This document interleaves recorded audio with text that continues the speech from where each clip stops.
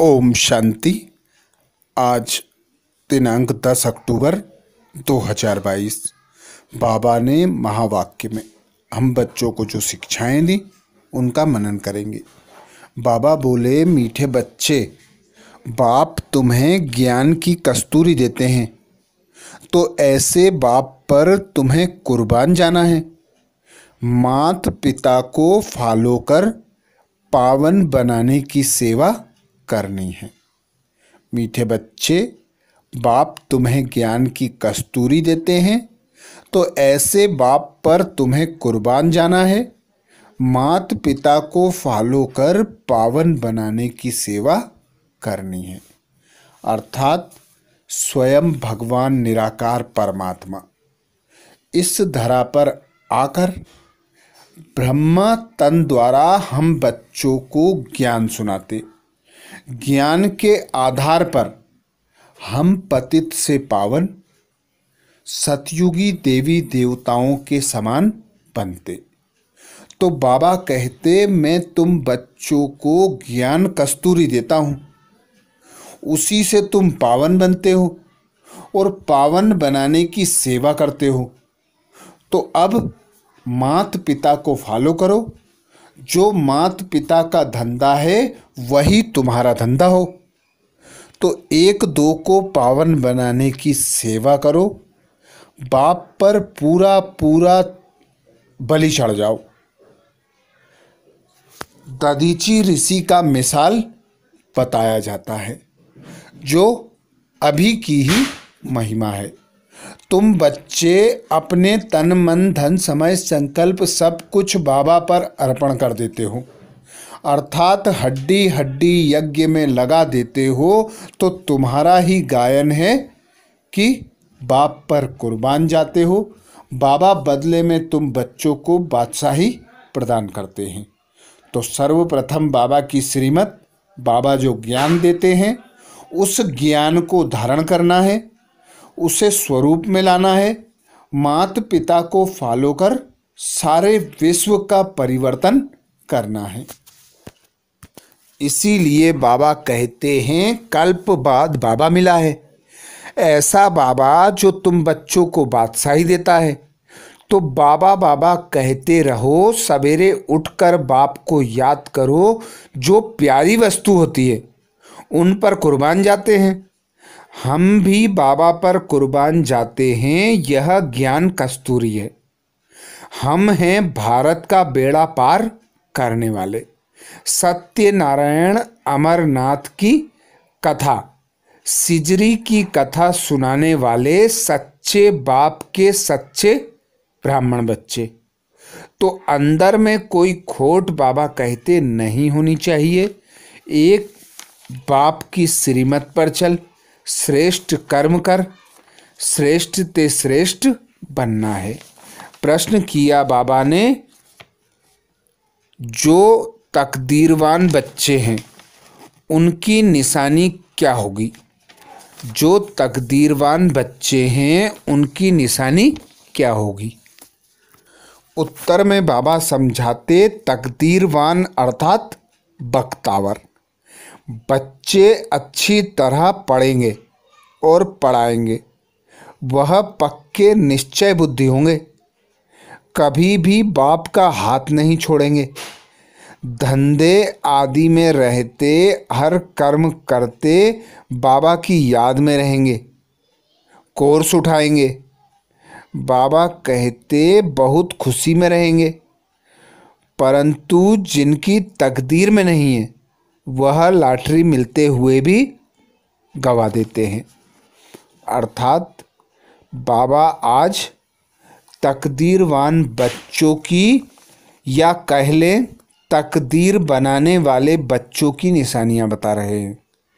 बाबा कहते वे बच्चे बख्तावर होंगे, अर्थात पढ़ाई पढ़ेंगे और पढ़ाएंगे। एक बाप दूसरा ना कोई, इस निश्चय से सर्व संबंध बाप से अनुभव करेंगे, सर्व प्राप्तियां बाबा से अनुभव करेंगे। बाबा सर्व आत्माओं की निस्वार्थ सेवा करते। तो बाबा कहते बाप समान सेवा करो। बाबा कहते हैं यहाँ ही पक्के हो जाओ। धंधा धोरी भल करो, कोई भी कर्म करो, 1 सेकंड में कोर्स उठाओ। जैसे बाबा कहते बहुत शादी करके भी पढ़ते हैं। तुम बच्चे भी धंधा धोरी करते, गृहस्थ व्यवहार में रहते पढ़ाई उठाओ। बाबा कहते कुमार और कुमारियों के लिए तो सहज है, बस कहना मेरा बाबा और सब कुछ प्राप्ति हो जाती है। पर बाबा कहते गृहस्थ में रहते खुशी में रहना, ज्ञान का मनन चिंतन करना, एक बाप की याद में रहना, खुद को देही अभिमानी समझना, इसमें है मेहनत। इसीलिए बाबा कहते यहाँ जो बच्चे आते हैं उन्हें लॉटरी मिलती है, पर लॉटरी मिलते हुए भी वे पागल हो जाते हैं। तो बाबा समझते हैं इतनी बड़ी लॉटरी दी परंतु पागल हो गए, अर्थात इनकी तकदीर में नहीं है। बख्तावर जो बच्चे होते हैं, देखना हो तो यहाँ देखो, और बुद्धू जो बच्चे होते हैं वे भी यहाँ देखो। तो बाबा कहते हैं अब मुझ एक बाप को याद करो, याद से ही तुम बच्चे पवित्र पावन बनकर पावन दुनिया के मालिक बन सकेंगे।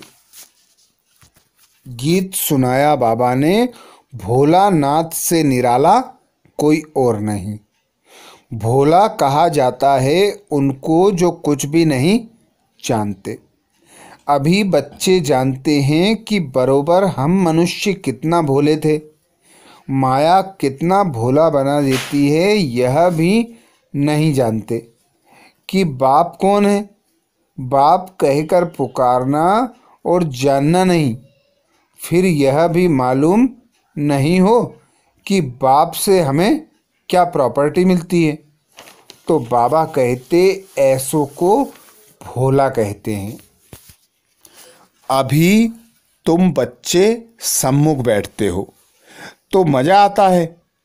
बेहद का बाप परम धाम से आकर इस ब्रह्मा तन में प्रवेश कर पढ़ाते हैं, चक्र का राज समझाते हैं।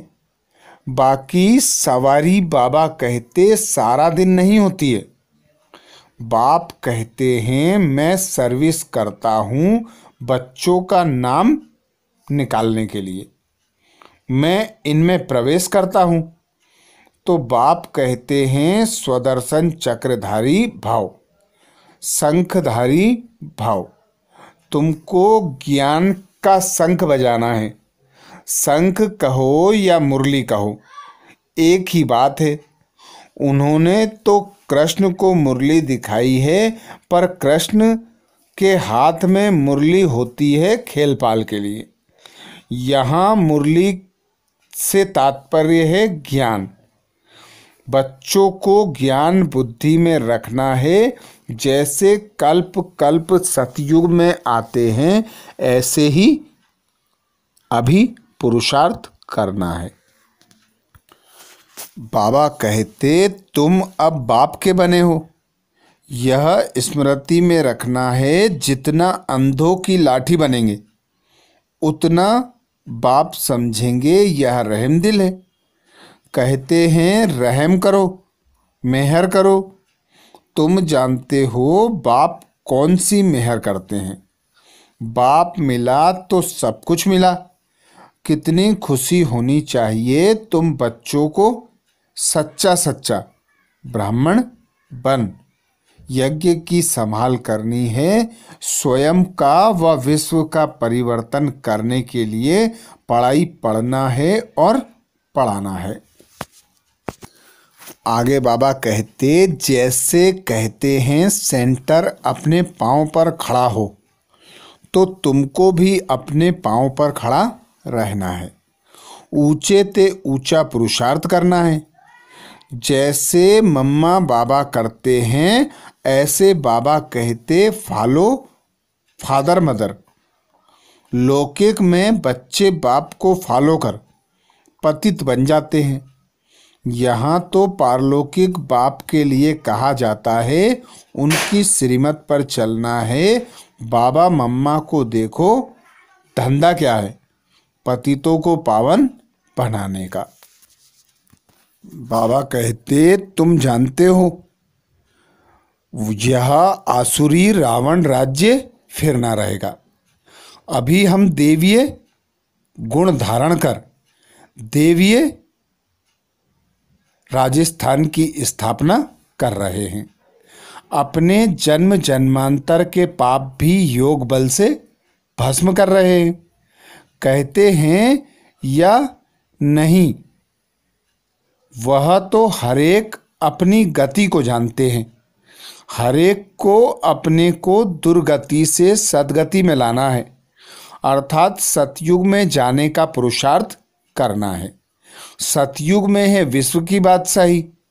एक ही राजा होता है, यह लक्ष्मी नारायण विश्व के महाराजन है ना।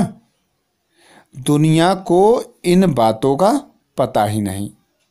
वन से लक्ष्मी नारायण का राज्य शुरू होता है, जिसे सतयुग कहा जाता है। बाबा समझाते अभी तुम कितनी मेहनत करते हो, तुम देवता बन रहे हो। निराकार गॉड फादर एक ही है, उसी की महिमा है गति सदगति दाता। वही आकर सतयुगी स्थापना करते। बाबा हम बच्चों को ज्ञान द्वारा योग द्वारा नर से नारायण बनाने की सेवा करते। तो बाबा कहते जो पार्ट माता पिता का है अब तुम बच्चों को करना है। बाबा यह सभी बातें समझाते फिर कहते हैं मन मना भाव, बाप को याद करो। कोई पानी व आग से पार जाते हैं, उससे फायदा क्या है?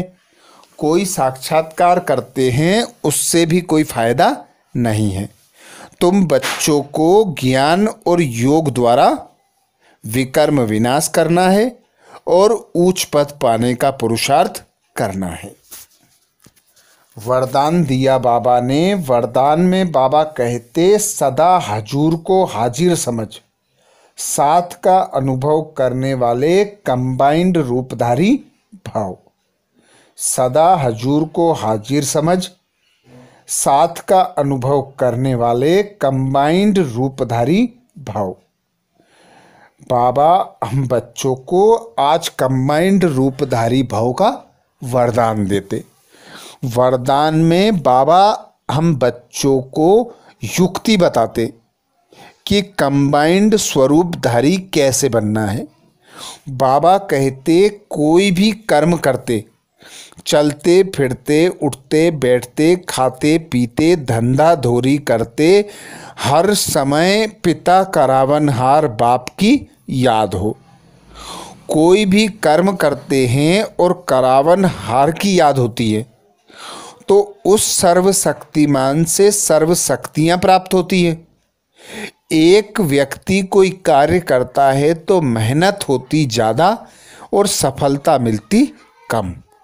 वही काम दो व्यक्ति मिलकर करते तो मेहनत होती कम और सफलता मिलती ज़्यादा। तो जब सर्वशक्तिमान पिता परमात्मा हम बच्चों का साथी है, हमारे साथ सदा साथी बनकर हमारा मददगार बनता है, तो हर कर्म में हमें स्वतः सफलता प्राप्त होती है। कोई भी कर्म का आकर्षण हमें अपनी ओर आकर्षित नहीं करता। हम न्यारे और प्यारे कमल फूल समान फरिश्ते बनकर कंबाइंड रूपधारी बन जाते। इसीलिए बाबा कहते बच्चे जब भी स्नेह से बाप को याद करते हैं तो समीप और साथ का अनुभव करते हैं। दिल से बाबा कहा और दिलाराम हाजिर, इसलिए कहते हैं हजूर हाजिर। हाजिरा हजूर है। स्नेह की विधि से हर स्थान पर हर एक के पास हजूर हाजिर हो जाते हैं। अनुभवी ही इस अनुभव को जानते हैं। गाया हुआ है, करावन हार तो करन हार और करावन हार कंबाइंड हो गया।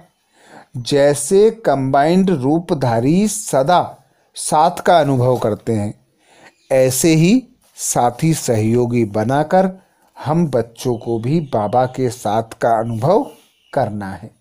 स्लोगन में बाबा कहते, मन को सदा रूहानी मौज में रखना यही जीवन जीने की कला है। मन को सदा रूहानी मौज में रखना यही जीवन जीने की कला है।